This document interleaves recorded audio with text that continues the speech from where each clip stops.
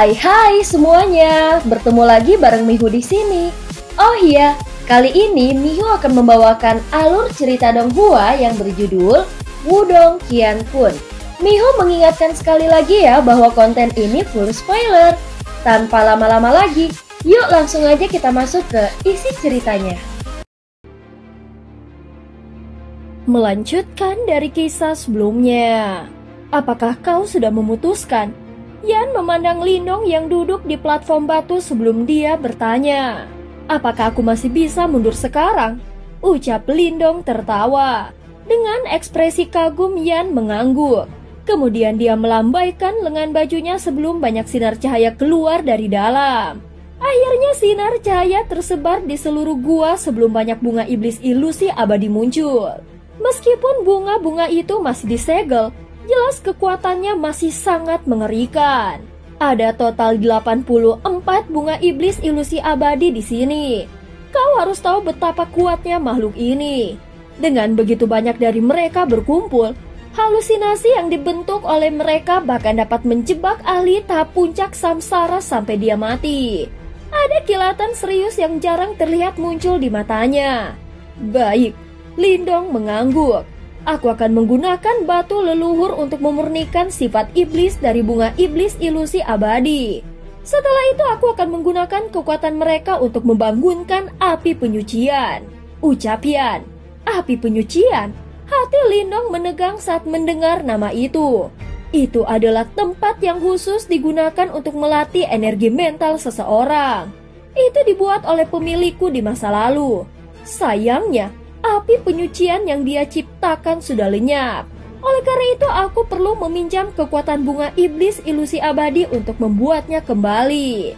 Jika kau bisa lulus uji coba di dalam api penyucian, kau seharusnya bisa mencapai level simbol Grandmaster. Ucap Yan. Apa persyaratan kelulusannya? Ucap Lindong mengerutkan keningnya. Aku tidak tahu. Yan merentangkan tangannya dan berkata dengan suara lemah. Kau harus mencari jawabannya sendiri. Lindong terdiam. Selain itu, aku hanya bisa mengandalkan kekuatan bunga iblis ilusi abadi untuk membangun api penyucian. Tetapi aku tidak bisa memasukinya. Begitu kau berada di dalam, kau akan menjalani pelatihan yang sangat menyakitkan dan pahit. Selain itu, kau akan benar-benar terisolasi dari dunia luar dan bahkan aku tidak bisa membantumu. Di tempat itu, satu-satunya orang yang bisa kau andalkan adalah dirimu sendiri. Ucap Yan menatap tajam ke arah Lindong. Sebelum dia berkata dengan suara rendah dan dalam, jangan berpikir bahwa dunia mimpi hanyalah ilusi. Jika kau tidak dapat membersihkan api penyucian, kau akan terjebak di sana selamanya sampai tubuh energi mentalmu benar-benar layu. Setelah itu kau juga akan menghilang dari dunia ini. Apakah kau masih ingin melanjutkannya? Tanya Yan. Lindong mengepalkan tinjunya erat-erat, dia dengan lembut tapi tegas mengangguk. Hahaha, bagus. Yan tersenyum puas. Tanpa basa-basi lagi, dia menekan jarinya di udara kosong. Setelah itu banyak simbol bercahaya di bunga ilusi abadi iblis secara bertahap menghilang. Setelah simbol-simbol itu benar-benar menghilang, udara di dalam seluruh gua tampaknya telah membeku. Suara yang tidak biasa dipancarkan secara diam-diam. Setelah itu seperti iblis yang dilepaskan, Lindong melihat gelombang aroma halusinasi hitam pekat tercurahkan dengan gila-gilaan sebelum mereka bersiul melintasi gua tersebut. Cahaya putih hangat menyinari tubuh Lindong, mengisolasi aroma halusinasi. Sementara itu Yan berdiri 3 kaki darinya dan tidak ada aroma halusinasi di sekelilingnya.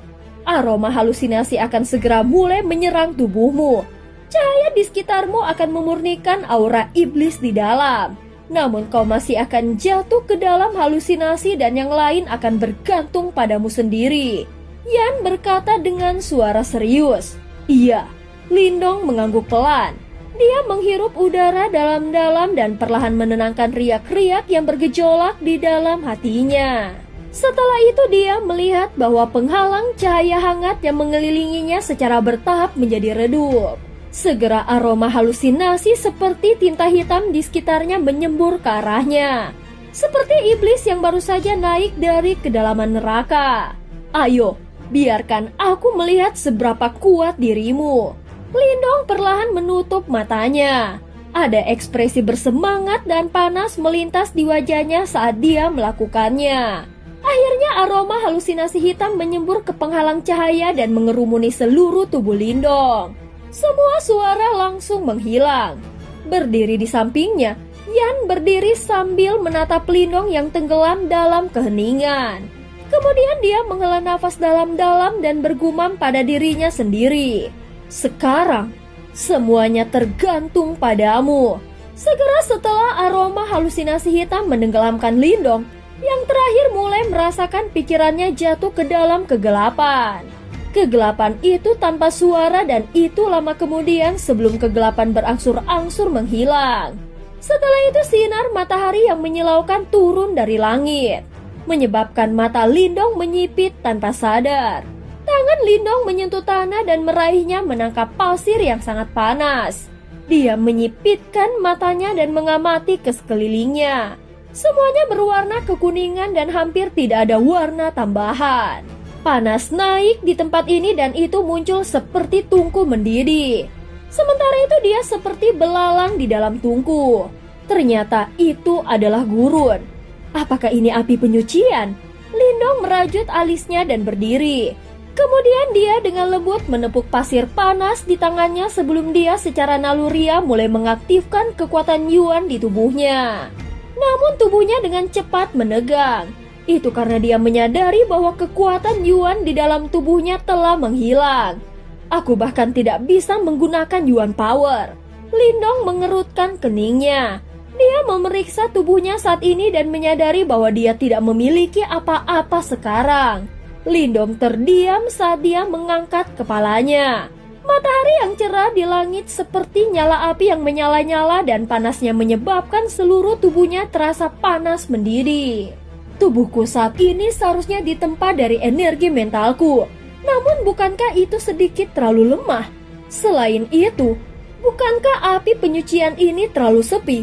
Lindong mengangkat kepalanya untuk melihat ke kejauhan sebelum ekspresinya dengan cepat berubah. Itu karena dia melihat tornado besar berguling dari jauh disertai dengan pasir kuning yang mengerikan. Itu datang begitu cepat. Lindong tanpa sadar mengutuk setelah dia melihat ini. Segera dia berlari. Lagi pula, dia tahu bahwa dengan tubuhnya saat ini, dia akan hancur berkeping-keping jika dia tertangkap oleh badai tersebut. Namun sepertinya badai itu benar-benar mengejarnya. Oleh karena itu, usahanya untuk melarikan diri sia-sia. Sebaliknya dia hanya berlari untuk jarak pendek. Sebelum badai yang disertai dengan pasir panas seperti lava menghantam tubuhnya dengan keras seperti cambuk. Suara rendah dan dalam muncul sebelum Lindong dikirim terbang. Sial, ini benar-benar menyakitkan. Tubuh Lindong gemetar. Tetesan keringat menetes dari dahinya setelah itu dia mengangkat kepalanya.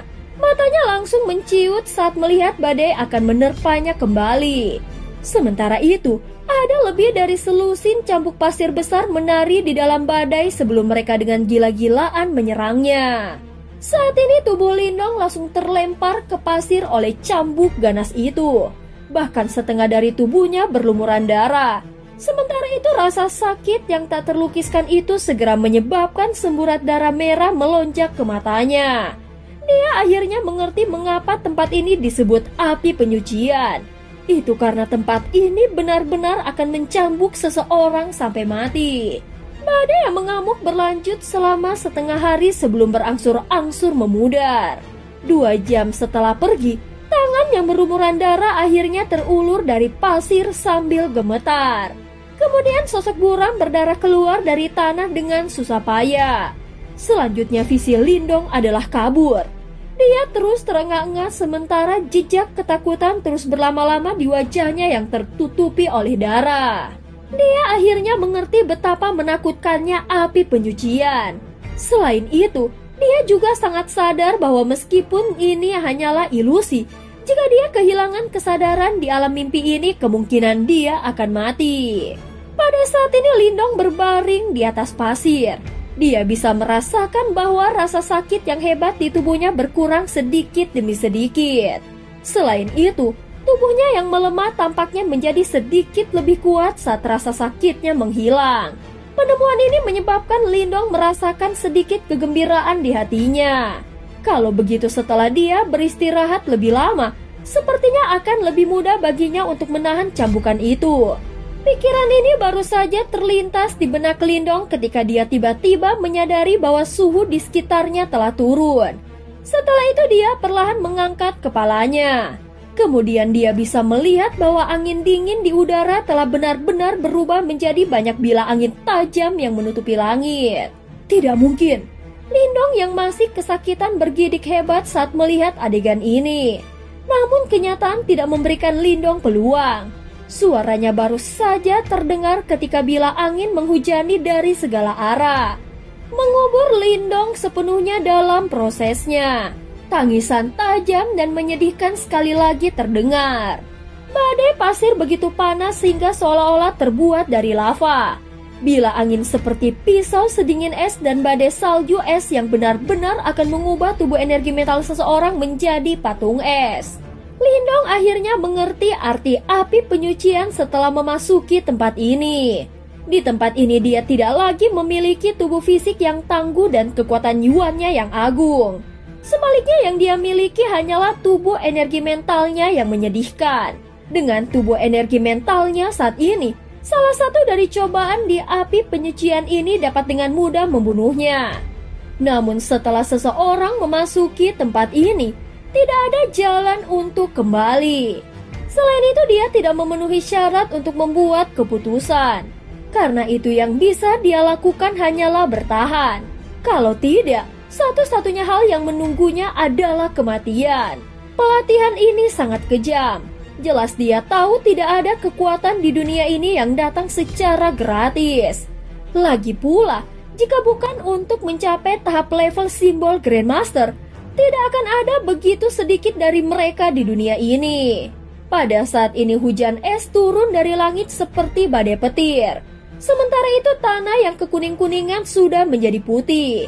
Rasa dingin yang terlihat dengan mata telanjang meresap ke seluruh tempat. Faktanya, bahkan udara itu sendiri menunjukkan tanda-tanda kristalisasi. Di sudut tertentu dari tanah bersalju ini, sosok Lindong gemetar sementara kepingan salju jatuh di sekelilingnya. Saat ini dia duduk di tanah dengan cahaya hijau gelap bergelombang di kulitnya. Darah, otot, dan tulangnya tampak terkikis oleh udara yang dingin. Saat kepingan salju jatuh ke sekelilingnya, bekas luka berdarah akan muncul setiap kali mereka menyentuh tubuhnya. Namun tidak ada darah yang mengalir dari luka itu dan dia tampak seperti mayat yang layu. Di bawah rambut hitamnya yang acak-acakan, ada sepasang mata hitam yang tanpa emosi apapun. Aura lesu tersebar di sekujur tubuhnya dan dia tampak seperti orang mati. Kepingan salju tajam seperti pisau terus menyapu tubuhnya sebelum luka berdarah terus muncul. Namun dia tidak bergeming sama sekali. Dia terus duduk diam sepanjang hari. Kepingan salju dan hujan es yang turun dari langit akhirnya mulai melemah secara bertahap sebelum benar-benar menghilang. Setelah kepingan salju menghilang, hawa dingin yang meresap ke seluruh tempat juga mulai sedikit demi sedikit menghilang. Saat rasa dingin perlahan menghilang, semburat vitalitas yang tersembunyi jauh di dalam tubuhnya mulai berkumpul di mata hitamnya yang benar-benar tidak fokus. Setelah itu tubuhnya mulai bergetar hebat, mengepalkan kedua tangannya erat-erat, kukunya menusuk telapak tangannya. Setelah itu luka-lukanya yang menutupi seluruh tubuhnya secara bertahap mulai berubah menjadi merah. Selanjutnya darah menyembur keluar dari mereka seperti air mancur. Segera dia menjadi orang yang benar-benar berlumuran darah. Tangisan itu yang tertahan kuat di tenggorokannya terdengar rendah, dalam, dan serak. Itu seperti suara binatang yang sekarat karena bergema di seluruh negeri. Saat ini dia berlutut di tanah. Sebelumnya tubuhnya terkorosi oleh udara dingin itu menyebabkan dia kehilangan semua inderanya. Oleh karena itu, dia tidak merasakan apa-apa meskipun ditebas oleh kepingan salju tajam yang tak terhitung jumlahnya. Terkutuk, api penyucian terkutuk. Setengah dari wajah Lindong terkubur di pasir dan dia tampak kurus dan pucat. Waktu di tempat ini mengalir dengan kecepatan yang berbeda dibandingkan dengan dunia luar. Namun Lindong sudah menghabiskan 2 bulan di tempat ini mengalami siksaan yang tidak normal. Setiap hari dihabiskan dalam penderitaan tanpa akhir. Selain itu, dia akan benar-benar merasakan ancaman kematian setiap saat. Dingin sedingin es kali ini lebih kuat dari yang sebelumnya. Sementara tubuhnya secara bertahap mendapatkan kembali kekuatannya, pikiran awalnya yang kacau juga pulih sedikit. Dia bisa mendeteksi bahwa dinginnya es kali ini lebih kuat dari sebelumnya. Jelas cobaan di tempat ini terus berubah dan menjadi lebih kuat. Begitu tubuhnya gagal untuk memperkuat dengan tepat, dia akan gagal untuk bertahan dan secara alami akan mengalami nasib buruk.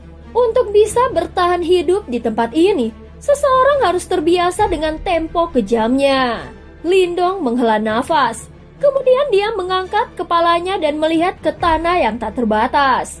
Matanya mengandung tekad baja yang tidak bisa padam meskipun mengalami banyak kesulitan selama bertahun-tahun.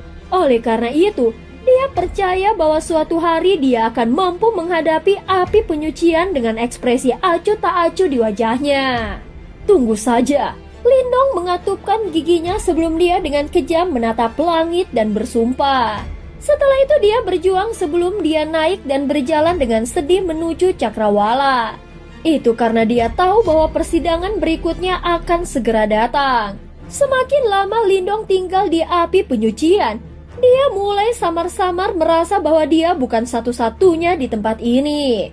Terlebih lagi, perasaan samar ini memberitahunya bahwa orang ini kemungkinan adalah kunci yang akan memutuskan apakah dia bisa meninggalkan tempat ini. Pada saat ini waktu terus mengalir tanpa tujuan.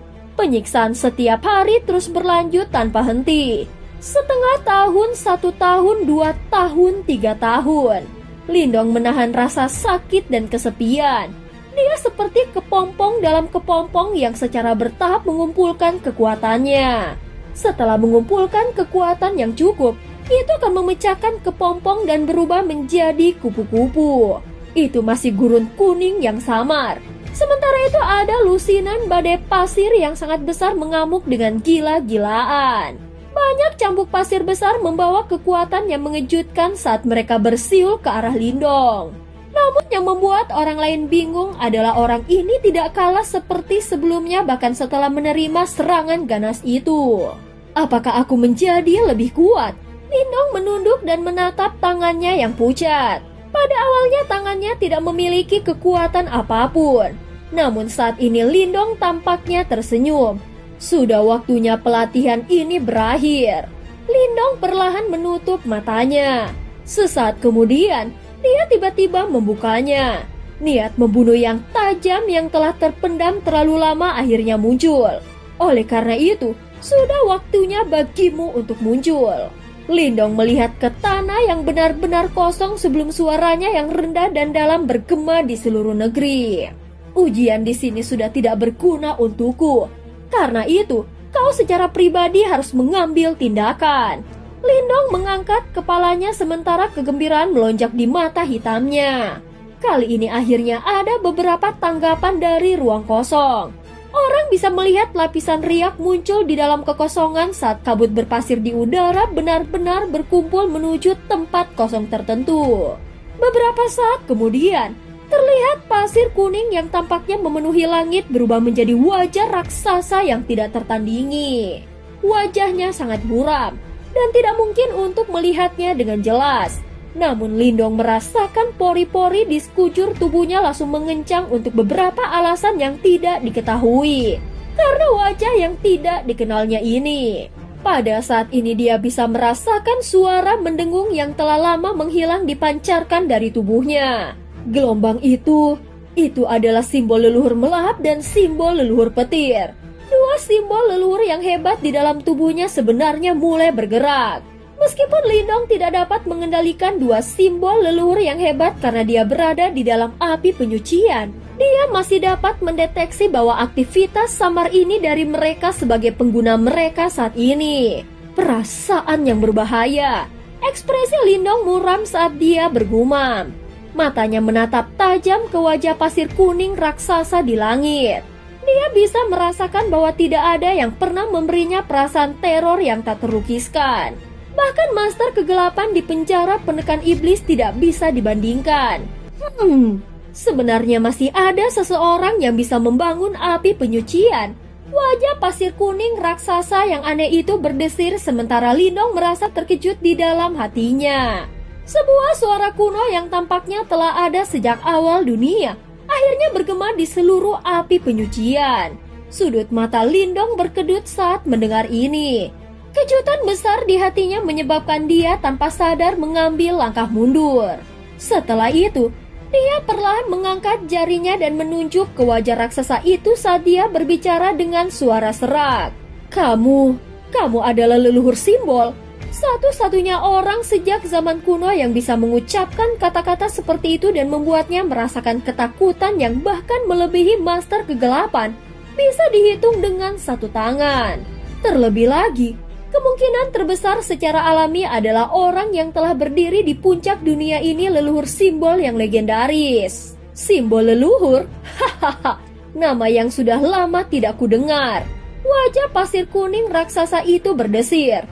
Mata pasirnya perlahan bergeser ke bawah dan berhenti di depan Lindong. Aku hanyalah jejak yang tertinggal ketika leluhur simbol menciptakan api penyucian. Aku akan bangun selama seseorang mampu membangun api penyucian. Tentu saja, aku juga wali terakhir yang harus kau kalahkan untuk meninggalkan api penyucian. Selama kau bisa mengalahkanku, kau akan bisa keluar dari api penyucian. Ucap sosok itu. Mengalahkanmu? Alis Lindong berkerut. Meskipun hal di depannya hanyalah jejak, itu masih sesuatu yang ditinggalkan oleh orang yang pernah berdiri di puncak dunia ini. Mengapa? Apakah kau takut? Aku telah menyaksikan pelatihanmu di api penyucian selama lebih dari 1 dekade. Kau tidak tampak seperti seseorang yang mudah ketakutan. Pasir kuning menggelinding saat suara kuno itu sekali lagi terdengar. Lindong menarik nafas dalam-dalam saat kejutan di matanya perlahan surut sedikit demi sedikit. Terlepas dari siapa orang di depannya, dia kemungkinan besar tidak akan pernah bisa melarikan diri dari api penyucian jika dia takut. Penatua, tolong ajari aku. Lindong menangkupkan tinjunya dan berteriak dengan ekspresi serius. Karena wajah raksasa di depan matanya adalah penjaga terakhir. Satu-satunya cara bagi Lindong untuk pergi adalah dengan mengalahkannya. Biarkan aku merasakan hasil pelatihanmu setelah bertahun-tahun. Pasir kuning di wajah raksasa itu melonjak. Segera setelah itu, tanah mulai bergetar dengan hebat dan tanah runtuh lava merah terang menyembur keluar seperti lautan. Dalam rentang pendek selusin nafas, gurun telah berubah menjadi tanah lava. Lindong terbang ke udara. Dia sedikit mengerinyit saat dia melihat ke laut di bawah. Ia memancarkan panas yang menakjubkan. Wajah raksasa ini tampaknya mampu memanfaatkan kekuatan api penyucian.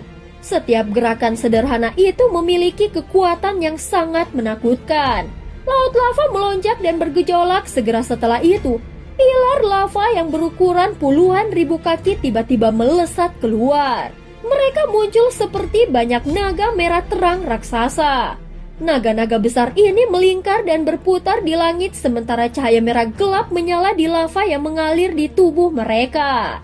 Selanjutnya lava mulai memadat dan naga kristal lava menempati daerah langit.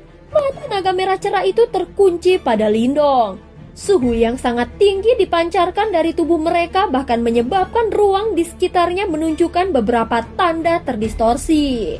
Meskipun naga kristal lava ini masih lebih dari puluhan ribu kaki jauhnya, Lindong masih merasa bahwa seluruh tubuhnya terbakar panas saat terasa sakit yang membakar menyebar ke seluruh permukaan tubuhnya.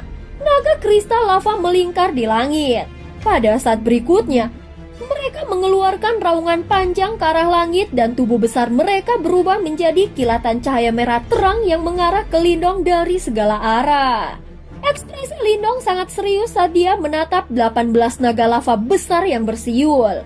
Segera setelah itu, Tangan kanannya perlahan menutup saat riak energi putih perak dengan cepat berkumpul di telapak tangannya.